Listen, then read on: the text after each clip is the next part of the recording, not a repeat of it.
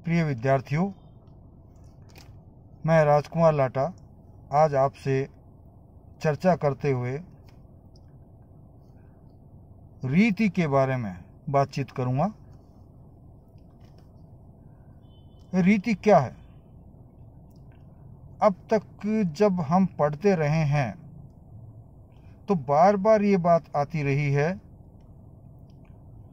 कि ये रचना किस तरीके से की गई, इस रचना की शैली क्या है, इस रचना को किस रीति से निर्मित किया गया है। आप पढ़ते समय भी और हम पढ़ाते समय भी इस शब्द की चर्चा बार बार करते रहे हैं, लेकिन अब तक हमने ये स्पष्ट नहीं किया था या हमारे सामने ये स्पष्ट नहीं हो पाया था कि ये रीति है क्या या शैली है क्या। तो शुरुआत में मैं इतना ही कह देता हूँ, शैली पश्चिम से आई है और रीति हमारे यहाँ प्रारंभ से चली आ रही है। और हमारे भारतीय काव्य शास्त्र में रीति शब्द का प्रयोग काफ़ी मात्रा में किया जाता है और रीति पे काफ़ी ग्रंथ भी लिखे जा चुके हैं और इसके सिद्धांत भी इसमें हमको तरह तरह के मिल जाते हैं। तो सबसे पहले हम यहाँ रीति का अर्थ और परिभाषा, जिसमें कि विभिन्न विद्वानों ने रीति के बारे में क्या कहा है, वो किसे रीति समझते हैं या उनका इस रीति में क्या योगदान है, वो इसके अंतर्गत हम देखेंगे। तो सबसे पहली जो बात आती है वही है कि रीति शब्द की उत्पत्ति हुई कहाँ से है। रीति शब्द कैसे उत्पन्न हुआ? तो इस बारे में आचार्य बलदेव उपाध्याय ने हमें बताया कि रीति शब्द रींग धातु से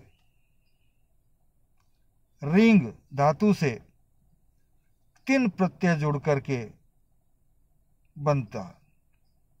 रीति शब्द रिंग धातु से तीन प्रत्यय जुड़ करके बनता है। तो इस तरह से हम देखते हैं कि रिंग शब्द या धातु जिसको हम कहते हैं वो, और उसके प्रत्यय लगता है तिन, आधा के और ती और एन। तीन प्रत्यय जब जुड़ेगा तो ये बनेगा। तो अब ये है कि जब ये शब्द तो बन गया, तब इसका अर्थ क्या निकलेगा? तो सबसे पहले हम इसका व्युत्पत्तिगत अर्थ लेते हैं कि जो शब्द बना है उस शब्द के बनने के आधार पर इसका क्या अर्थ हो सकता है।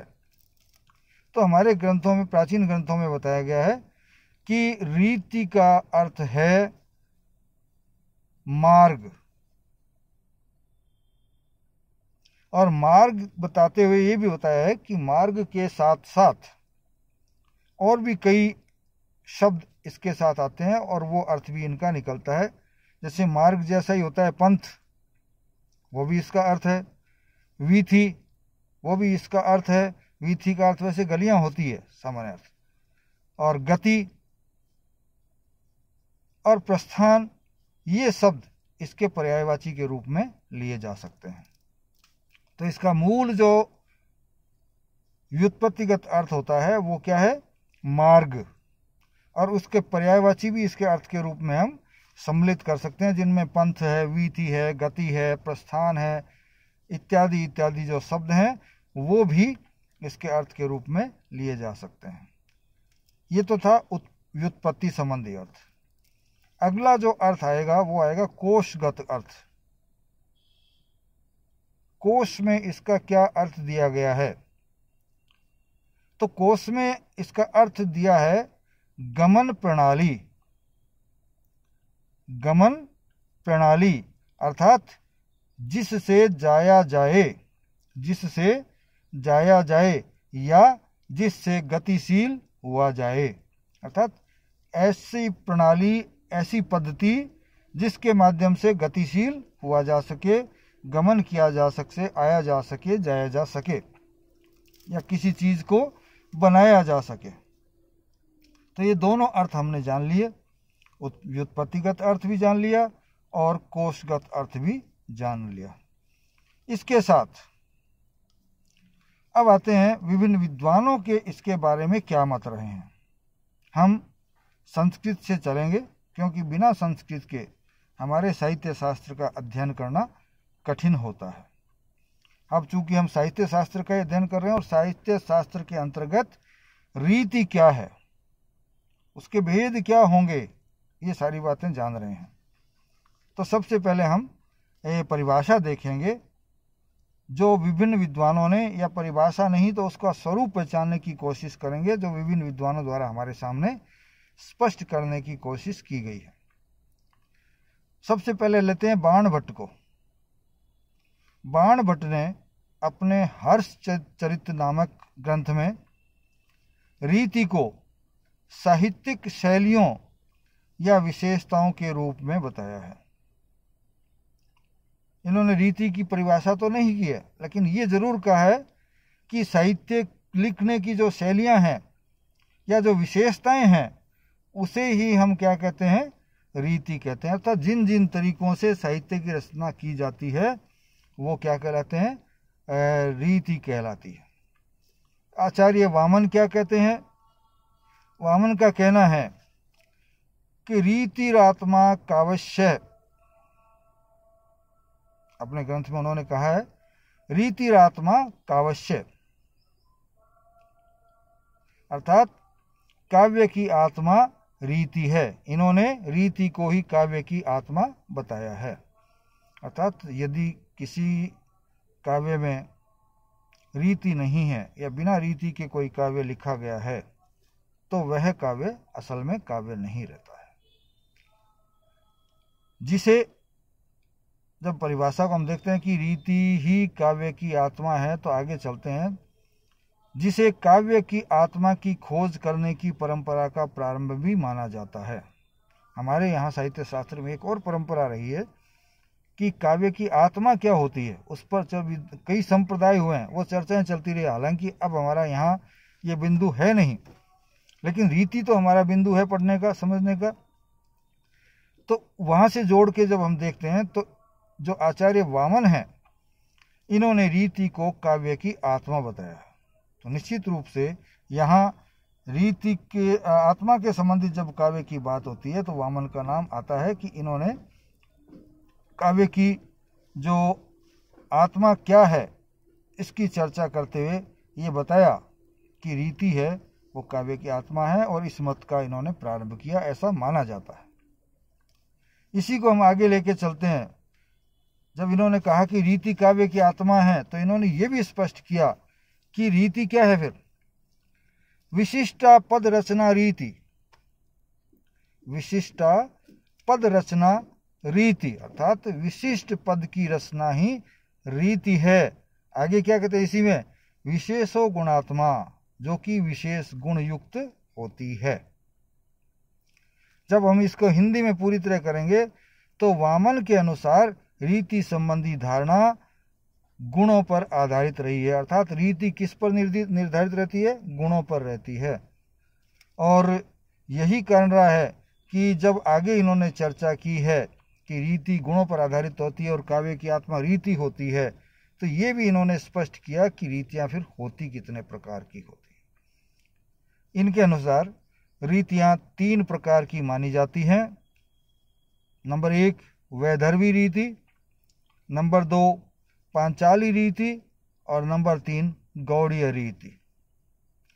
वैदर्भी, पांचाली और गौड़ी, इनमें सबसे श्रेष्ठ वैदर्भी को माना जाता है, जो कि समास रहित होती है और सबसे बेहतर स्थिति में होती है। हालांकि हम ये नहीं कह सकते कि कौन सी रीति, उचित नहीं होगा ये कहना कि ये रीति सबसे श्रेष्ठ है, लेकिन फिर भी अधिकांश लोगों की मान्यता है कि वैदर्भी रीति इन सब रीतियों में सबसे अच्छी है।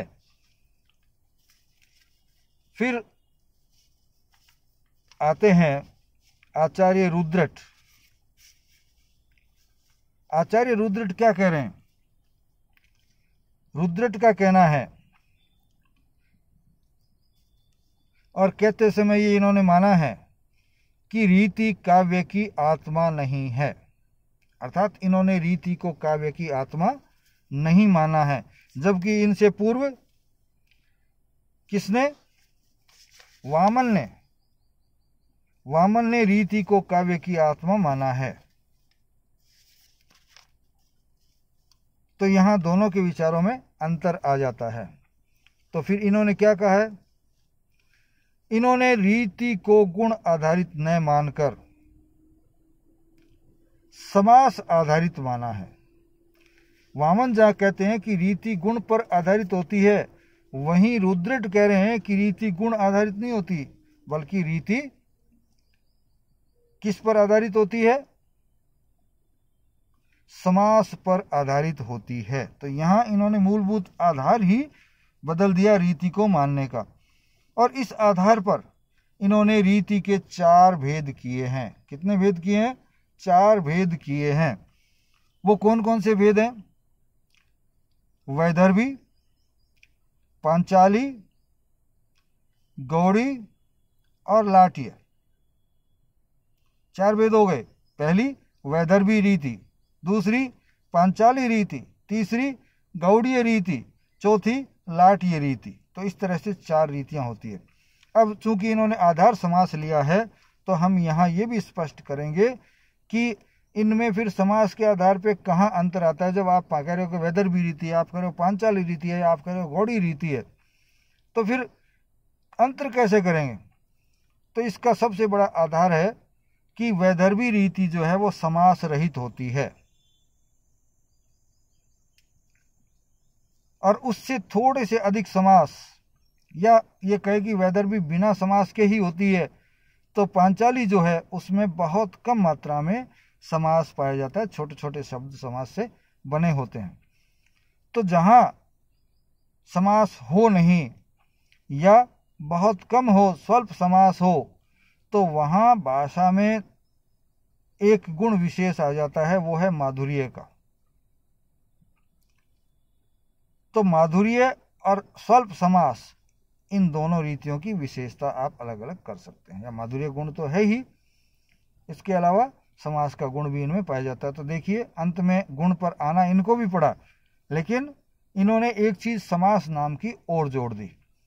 तीसरी जो है लाटीय, उसमें मध्यम समास काम में लिए जाते हैं, मात्रा में भी और शब्दों के विस्तार में भी। शब्द बहुत बड़े नहीं, बहुत छोटे भी नहीं, बल्कि मध्यम। समास का प्रयोग बहुत अधिक भी नहीं, बहुत कम भी नहीं, लेकिन प्रयोग जरूर। फिर आती है गौड़ीय रीति।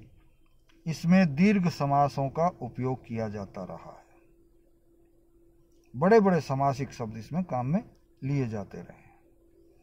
तो अब यहां ये दोनों रीतियां हैं, उनमें फिर कौन सी विशेषता आ जाएगी? ये उग्र एवं उदात्त भावों को प्रकट करने के काम आती है।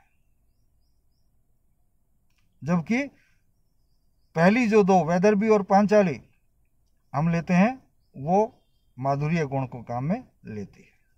तो इस तरह से हम देखेंगे कि ऊपर की 2 जो वैदर्भी और पांचाली है रीति, वो माधुर्य या प्रसाद गुणों से युक्त रहती है। तो ये लाटीय और गौड़ीय जो है वो उग्र एवं उदात्त भाषा के रूप में काम में ली जाती है। इसके बाद आते हैं विश्वनाथ। क्रम ऊपर नीचे हो सकता है। तो विश्वनाथ का ग्रंथ रहा है साहित्य दर्पण। साहित्य दर्पण में इन्होंने रीति के बारे में जो बताया है वो हम यहां देखेंगे। इनका मानना है कि पद संघटना रीति रंग संस्था विशेषत उपकर्त्री रसादि नाम। पद संघटना रीति रंग संस्था विशेषवत उपकर्त्री रसादि नाम, अर्थात इस संबंध में काव्य के अंगों के परस्पर अनुकूल संगठन के समान रसादि को उपकार करने वाली पद संघटना को रीति बताया जाता है। क्या कहा है? संस्कृत तो हमने देख ली, अब इसका हिंदी अर्थ हम देख रहे हैं। उसमें क्या है? इसमें काव्य के अंगों के परस्पर अनुकूल संगठन, काव्य के जो विविध अंग होते हैं वो अंग परस्पर अनुकूल रूप से एकत्रित होते हैं या एकत्रित किए जाते हैं के समान रसादि का। और जब वो एकत्रित होते हैं तो किसका उपकार करते हैं, किसकी उत्पत्ति करते हैं। हम उत्पत्ति शब्द का प्रयोग करते हैं, हालांकि रस की कभी उत्पत्ति नहीं बल्कि निष्पत्ति होती है। तो यहाँ उपकार शब्द का प्रयोग किया गया था, तो उसको सामने लाना। तो रस आदि को जो सामने लाने वाली पद की संघटना होती है, पद की जो रचना होती है, पद का जो निर्माण होता है, उसी को क्या कहते हैं, हम रीति कहते हैं। अर्थात एक बार फिर हम स्पष्ट करते हैं कि काव्यों के अंगों का परस्पर संयोजन जो अनुकूल होना चाहिए, किसके, रस आदि का उपकार करने के। और रस आदि का उपकार करने वाली जो पदों की संघटना है वही रीति कहलाती है, ऐसा आचार्य विश्वनाथ का मानना है। तो ये हमारे सामने स्पष्ट हो गया कि जो पद रचना होती है उससे रस की उत्पत्ति हो, इस तरह से जो व्यवस्था की जाती है वो क्या कहलाती है, रीति कहलाती है। एक और आचार्य हुए हैं आनंदवर्धन। इनका कहना है माधुर्य आदि गुणों के आश्रय से, माधुर्य आदि गुणों के आश्रय से खड़ी होकर रसों को व्यक्त करने वाली शक्ति ही रीति है। इन्होंने रीति के बारे में बड़े स्पष्ट रूप से कहा है, हालांकि पूर्ण तो नहीं लगती है, लेकिन ये परिभाषा है स्पष्ट। ऊपर हमने देखा कि रीति किस पर निर्भर करती है, गुणों पर। इन्होंने गुणों को लिया है, लेकिन इन्होंने साथ में एक चीज और कहा है।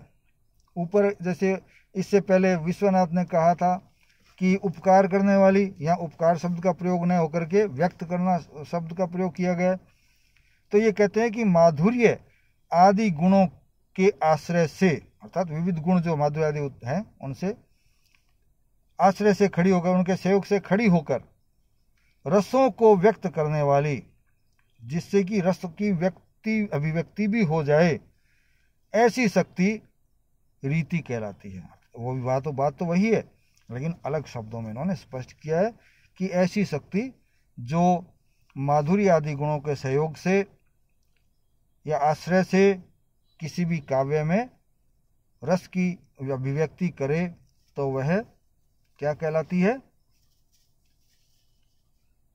वो क्या कहलाती है, रीति कहलाती है। अगले आचार्य हमारे आते हैं आचार्य विद्याधर। आचार्य विद्याधर, इनका मानना है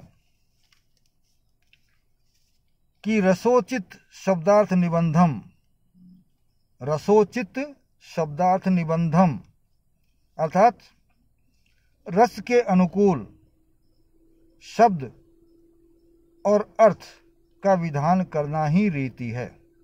ये परिभाषा भी अच्छी परिभाषा कही जा सकती है कि रस के अनुकूल अर्थात जिससे रस की निष्पत्ति हो, काव्य में रस आए, रस पढ़ने वाले को आनंद आए, तो रस उत्पन्न करने के अनुकूल जो शब्द हैं और उन शब्दों के अर्थ हैं, उनका आपस में विधान करना ही रीति होती है। अर्थात शब्द और अर्थ की इस प्रकार से व्यवस्था करना कि उससे रस उत्पन्न हो, रस की निष्पत्ति हो, वह रीति कहलाती है।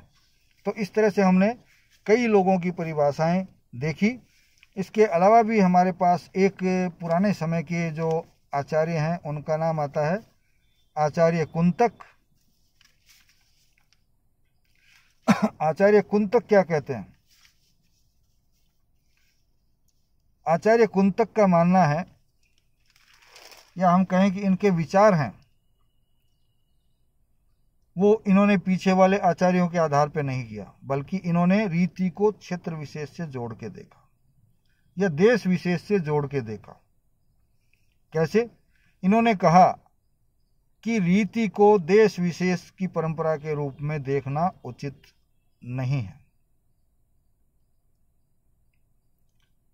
अर्थात उसका विरोध किया कि देश के आधार पे, स्थानीय क्षेत्र के आधार पे रीति होती है या उसका नामकरण होता है, वो इन्होंने उचित नहीं माना। मैं शायद पहले उल्टा बोल गया था, लेकिन अब मैं फिर से उसको सही करते हुए आपको बताता हूँ कि इन्होंने रीति को देश विशेष की परंपरा के रूप में देखना उचित नहीं समझा। तो क्या कहा, अतः देशों पर आधारित वर्गीकरण को भी इन्होंने उचित नहीं माना। जैसे गौड़ीय है, वैदर्भी है, ये नाम किस पर है? लाटीय है, क्योंकि वैदर्भ का भी क्षेत्र है, गौड़ क्षेत्र भी भारत में है, लाट क्षेत्र भी भारत में है। तो इस प्रकार से क्षेत्रों के आधार पर जो नामकरण किया गया उसको आचार्य कुंतक सही नहीं मानते। इन्होंने रीतियों को विशुद्ध रूप से गुणों पर आधारित माना है। इन्होंने रीतियों को विशुद्ध रूप से किसके आधार पर माना है? आधारित माना है, रीति पर आधारित माना है। और इनका कहना है इन गुणों के आधार पर ही इन्होंने एक सिद्धांत का प्रतिपादन किया जिसे हम त्रिमार्ग का मार्ग जो है, या हम कह सकते हैं त्रिमूर्ति सिद्धांत या त्रिमार्ग सिद्धांत, उसका प्रतिपादन इनके द्वारा किया गया। हम त्रिमार्ग ही ज़्यादा अच्छा रहेगा इसके लिए। उस सिद्धांत का इन्होंने प्रतिपादन किया। इन्होंने रीति को मार्ग माना है। इनका भी मानना है कि रीति है जो मार्ग है, और वो मार्ग आप सब जानते हैं कि कहीं ना कहीं पहुंचाने के लिए होता है। तो ये किसको पहुंचाना, कहाँ पहुंचाना? काव्य तक हमको पहुंचाना। इन्होंने वामन के इस मत की भी आलोचना की है अपनी बात कहते हुए, जिसमें वैदर्भी को गौड़ी से श्रेष्ठ बताया है। वामन ने वैदर्भी को जहां गौड़ी से श्रेष्ठ बताया है उसका भी इन्होंने विरोध किया है। इनके अनुसार रीतियां एक दूसरे से हीन अथवा श्रेष्ठ नहीं होती है। ये अपने पहले भी चर्चा कर चुके हैं, व्यक्तिगत तौर पे मैंने आपको बताया है। रीतियों की कसौटी तो सहृदयों को आनंद प्रदान करना है। ये कहते हैं कि रीति कोई छोटी बड़ी नहीं होती, कोई अच्छी बुरी नहीं होती, बल्कि रीतियों की कसौटी क्या है? सहृदयों को कितना आनंद प्रदान करती है। वो उस समय के अनुसार, काव्य के अनुसार अच्छी या बुरी हो सकती है, कम अच्छी हो सकती है। कुंतक ने काव्य सृजन के 3 मार्ग स्वीकार किए हैं। अब इन्होंने रीति शब्द का प्रयोग न करके क्या किया? मार्ग शब्द का प्रयोग किया है। तो इन्होंने 3 रीतियां मान लीजिए उसको, या 3 मार्ग मान लीजिए उनको, नाम इन्होंने मार्ग दिया है, वो स्वीकार किए हैं। क्या किए हैं? पहला मार्ग इन्होंने स्वीकार किया है वो है सुकुमार मार्ग, सुकुमार मार्ग। दूसरा जो उन्होंने स्वीकार किया है वो है विचित्र मार्ग। तीसरा जो इन्होंने स्वीकार किया है वो है मध्यम मार्ग। 3 मार्ग माने सुकुमार, विचित्र और मध्यम। अब आते हैं सुकुमार मार्ग की क्या विशेषता हो सकती है जिससे हम इसे कहें कि ये सुकुमार है। इसमें क्या होती है? सरसता होती है, भाव प्रवणता होती है, और किसी भी विषय वस्तु का स्वाभाविक वर्णन होता है। तो ऐसा जो मार्ग है काव्य के लिहाज से वो सुकुमार मार्ग कहलाता है, अर्थात जिसमें समरसता हो, जिसमें भाव प्रवणता हो और जिसमें विषय का स्वाभाविक वर्णन हो। दूसरा विचित्र मार्ग, इसमें कौन सी विशेषता होगी? इसमें अलंकार प्रधान रचना पाई जाएगी, और अलंकार है तो निश्चित रूप से कला है, तो अलंकार प्रधान और कला प्रधान जो मार्ग है वो विचित्र मार्ग कहलाता है। और तीसरा मार्ग इनके अनुसार जो है इन दोनों के बीच का होता है, अर्थात एक में भावुकता बहुत ज़्यादा होती है, सरसता समरसता बहुत ज़्यादा होती है, तो एक में बहुत अधिक कला की प्रधानता होती है। तो इन्होंने दोनों को छोड़ करके एक तीसरा मार्ग भी माना, जिसमें सुकुमार मार्ग और विचित्र मार्ग दोनों का ही सम्मिश्रण किया जाता है। अब हम इस कुंतक की बात को यहाँ समाप्त करना चाहेंगे। हालांकि कुंतक ने रीति को गुण आधारित माना है, परंतु इनका विवेचन गुण आधारित न होकर के सहजता एवं कृत्रिमता पर आधारित है। अर्थात ये जो बात अपनी कह रहे हैं उस बात पर स्पष्ट करते समय खुद कायम नहीं रह पाते, बल्कि ये सहजता की तरफ और कृत्रिमता की तरफ चले जाते हैं। अर्थात कृत्रिमता और सहजता 2 आधार पे इन्होंने मार्गों को तय किया है। अब है रीति संप्रदाय की परंपरा, लेकिन ये हम आज नहीं पढ़ेंगे बल्कि अगले व्याख्यान में इसको देखेंगे। अब आपके इससे प्रश्न बनते हैं, वो प्रश्न ये है कि रीति किसे कहते हैं।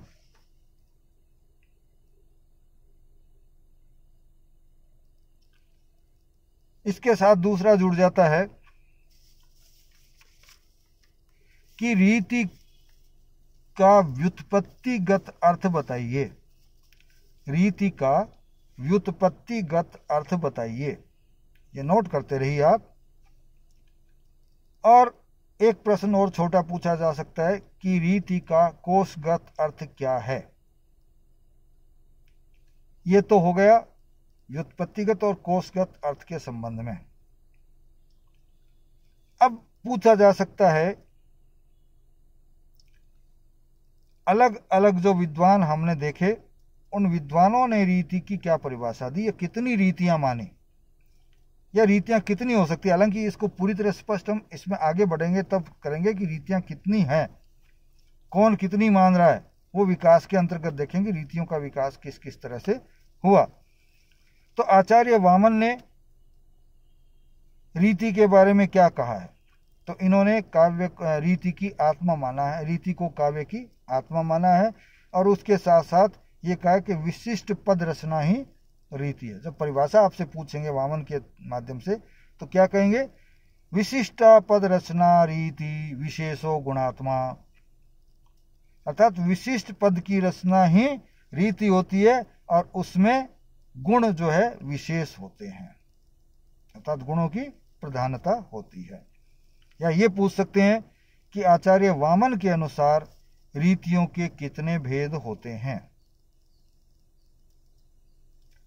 एक प्रश्न और इसमें बन सकता है, मैं जहां तक समझता हूं, वो है आचार्य कुंतक कहां आकर के इनसे अलग होते हैं। तो आचार्य कुंतक ने नामकरण पर क्या कहा है। तो आचार्य कुंतक का मानना है कि रीतियां क्षेत्र विशेष पर आधारित नहीं होती, क्योंकि पहले जो नामकरण किया गया रीतियों का, गौड़ी है, पांचाली है, वैदर्भी है या लाटीय है, तो वो सारे क्षेत्र आधारित है। इन्होंने कहा कि नहीं, क्षेत्र आधारित नहीं होती है। और उसके साथ साथ इन्होंने गुण भी स्वीकार नहीं किए। गुण आधारित माना जरूर है, लेकिन अंत में जब खुद के व्यवहार की बात आती है या स्पष्टीकरण की बात आती है, तो इनकी रीति जो है वो गुण आधारित न लग करके कैसी लगती है, सहजता और कृत्रिमता पर आधारित, अर्थात जो अंतर्य करते हैं मार्ग का। इन्होंने रीति को रीति नाम से नहीं प्रकट किया, बल्कि मार्ग नाम से प्रकट किया। और उन्होंने 3 तरह के मार्ग बताए, सुकुमार मार्ग, विचित्र मार्ग और मध्यम मार्ग। तो इसके आधार पर हम प्रश्न पूछ सकते हैं कि इसमें क्या है। या एक बड़ा प्रश्न जो है, आप कहेंगे कि रीति का व्युत्पत्तिगत और कोशगत अर्थ बताते हुए विभिन्न विद्वानों द्वारा दी गई परिभाषा को स्पष्ट करिए। लेकिन इससे पहले मैं कुछ हमारे आधुनिक काल के जो हैं लोग, उन्होंने भी रीति के बारे में कुछ बताने की कोशिश की है, उनको भी साथ में मैं लेकर चलता हूं। वो मैं बताना भूल गया था आपको। वो है शिव भूपाल नामक एक हुए हैं व्यक्ति या साहित्यकार। इन्होंने भी रीति की परिभाषा दी है, और परिभाषा देते समय इन्होंने कहा है कि पद विन्यास की भंगिमा ही रीति है। पद विन्यास की भंगिमा ही रीति है। पद विन्यास किसे कहेंगे, जो रचना साहित्य की होती है, पद की रचना होती है। जो पैराग्राफ होता है, ये मान लीजिए, या आप इसमें जाएं, पद्य में जाएं तो पद कहते हैं उसको। तो उसके निर्माण की भंगिमा, भंगिमा किसे कहेंगे, उसका तरीका। तो शब्द और अर्थ की भंगिमा वक्रोक्ति पर आधारित रहती है। इन्होंने कहा है भंगिमा पद विन्यास की, पद विन्यास रचने का जो तरीका है वही रीति होती है। और यह रीति किस पर निर्भर रहती है, वह भंगिमा किस पर निर्भर रहती है, वक्रोक्ति पर आधारित मानी है। पहले जैसे एक आचार्य ने गुण आधारित मानी थी, यहां ये क्या कह रहे हैं कि यह वक्रोक्ति पर आधारित होती है। तो यहां एक प्रश्न बनता है कि शिव भूपाल के अनुसार रीति किस पर निर्भर होती है, किस पर आधारित रहती है, तो आप कहेंगे वक्रोक्ति आधारित रहती है। एक पंडित रामदहीन मिश्र ने भी अपने बातों से स्पष्ट करने की कोशिश की है कि रीति किसे कहते हैं। इनके अनुसार शब्दार्थ शरीर वाले काव्य के आत्मभूत, शब्दार्थ शरीर वाले काव्य के आत्मभूत रस आदि का उपकार करने और प्रभाव बढ़ाने वाली रचना की पदों की जो रचना की है उसे रीति कहते हैं। तो यहां 2-3 चीजें आ गई है। शब्द का शरीर, फिर शब्दार्थ शरीर के बाद आत्मभूत क्या हो गया, रस आदि आत्मा, और उसका उपकार, उसको बढ़ाने, उसका उद्रेक करने या उसके प्रभाव को बढ़ाने वाली जो पद की रचना है वही क्या कहलाती है, रीति कहलाती है। अर्थात जो काव्य रचा जा रहा है उसके प्रभाव को बढ़ाने के लिए जो तरीका काम में लिया जाता है वो ही रीति होती है। ये रामदहिन मिश्र का कहना है। भागीरथ मिश्र क्या कहते हैं इस बारे में? भागीरथ मिश्र का कहना है कि ऊपर जो परिभाषाएं हमारे को दी गई है वो संपूर्ण नहीं है।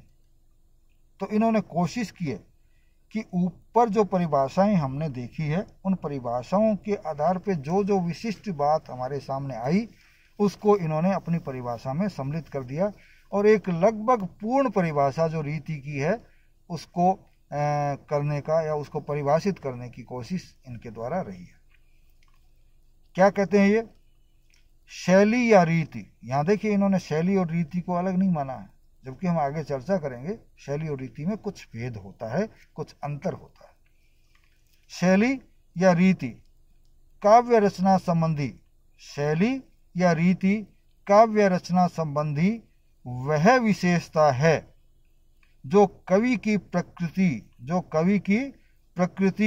और व्यक्तित्व, वर्ण योजना, शब्द संगठन, अलंकार प्रयोग, भाव संपत्ति एवं उक्ति वैचित्र्य के परिणाम स्वरूप प्रकाशित होती है। तो ये एक विशेषता मानते हैं शैली को। किस तरह की विशेषता मानते हैं? और विशेषता किसकी? काव्य रचना संबंधी विशेषता होती है। यह वह काव्य रचना संबंधी विशेषता है जो कि कवि की प्रकृति और व्यक्तित्व। देखिए इसमें कवि कैसा है, उसकी प्रकृति और उसका व्यक्तित्व कैसा है वो भी इसमें शामिल माना है। और फिर वर्ण योजना अर्थात जो शब्द चुन चुन के काम में लेते हैं, जो अक्षर काम में लेते हैं वो कौन कौन से हैं। फिर शब्दों का संगठन, उन शब्दों का संगठन किस तरह से किया गया है, अलंकारों का प्रयोग उसमें किस तरह से हुआ है, भावों की सम्मति किस प्रकार से होती है उसमें, अर्थात भाव कैसे कैसे उसमें उत्पन्न हो रहे हैं, और उस उक्ति को किस तरह से विचित्रता पूर्वक कितने आकर्षक प्रभाव के साथ लाया गया है, और इनके परिणाम स्वरूप जो प्रकाशित होती है प्रवृत्ति वो क्या कहलाती है, रीति कहलाती है। तो इन्होंने काफी अच्छी परिभाषा हमको दी है। मैं एक बार फिर इस परिभाषा को लगातार सतत रूप से आपके सामने बोल देता हूं। शैली या रीति काव्य रचना संबंधी वह विशेषता है जो कवि की प्रकृति और व्यक्तित्व, वर्ण योजना, शब्द संगठन, अलंकार प्रयोग और भाव संपत्ति एवं उक्ति वैचित्र्य के परिणाम स्वरूप प्रकाशित होती है। अब हम और देखेंगे एक विद्वान डॉक्टर गुलाब राय, जिनको मैं काफी अच्छा विद्वान हिंदी में मानता हूं। इनके अनुसार शैली अभिव्यक्ति के उन गुणों को कहते हैं, शैली अभिव्यक्ति के उन गुणों को कहते हैं जिन्हें कवि या लेखक अपने मन के प्रभाव को समान रूप से दूसरे तक पहुंचाने के लिए अपनाता है। शैली अभिव्यक्ति के उन गुणों को कहते हैं जिन्हें कवि या लेखक अपने मन के प्रभाव को समान रूप से दूसरे तक पहुंचाने के लिए अपनाता है। अब हम इसको स्पष्ट करते हैं कि पहली चीज है शैली किसे कहेंगे, यहाँ रीति शब्द का प्रयोग हम कर लेते हैं, वो है अभिव्यक्ति का गुण होती है। और वो किस तरह की, जिन्हें कवि या लेखक खुद के मन पर जो प्रभाव पड़ा है वो प्रभाव वैसा का वैसा दूसरे तक पहुंचाने के लिए काम में लेता है, वो कहलाती है रीति। तो इस प्रकार से हमने ये देखने की कोशिश की कि रीति क्या है, इसको किस तरह से परिभाषित की गई है, किया गया है, या विद्वान जो हैं किस रूप में इसको देखते हैं, वो सारी आज चर्चा हुई। और कल हम चर्चा करेंगे कि रीति संप्रदाय की परंपरा कहाँ से प्रारंभ होती है और कहाँ तक चलती है, और आधुनिक काल में भी क्या इसके बारे में कुछ अधिक कहा जा रहा है, तो वो हम चर्चा अगले अपने संबोधन में करेंगे। जय हिंद।